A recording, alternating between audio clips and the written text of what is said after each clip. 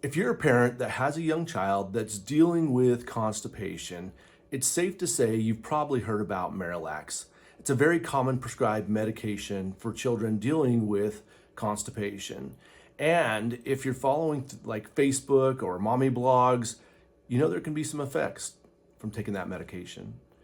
Things like increased bloating, gas, behavioral changes. And maybe you've done some of the natural things. And today what we want to talk about is following the sequence of order of how does the brain and gut connect with all this. You know, early on in my career as a doctor, as a pediatric chiropractor, I had moms that would come in, and there's one specific story that I remember where a mom came in to me, and 6 months after being prescribed Miralax, she was telling me how it was changing her child's behavior from not good to a lot worse. And now that the child was having these behavioral issues, was in school, they also wanted to put him on ADHD medication. And she didn't want to go down that road. And so I'm going to explain to you what I explained to her. There's this connection, this gut-brain connection that we have to look at for this sequence to work properly. See, let me zoom in here and show you right here on the chart. At the very top here, we have the autonomic nervous system.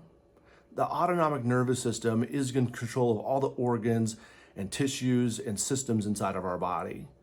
And the vagus nerve specifically, well, it goes to a lot of different organs. It really goes and helps to calm down and relax and help with digestion in the gut. But it's a two-way street. There's got to be that signaling going back from the gut to the brain. So at the top, you have the autonomic nervous system, you have the vagus nerve over here, and down at the bottom, you have all that signaling going to the gut and from the gut back into the brain.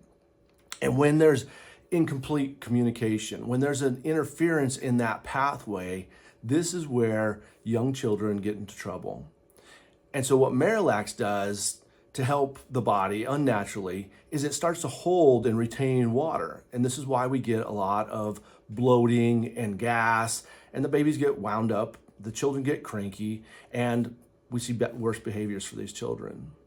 And so with chiropractic, what we do in our office is we dive deep into their nervous system. We look through it with a fine-tooth comb called the insight system to find out where are those miscommunications.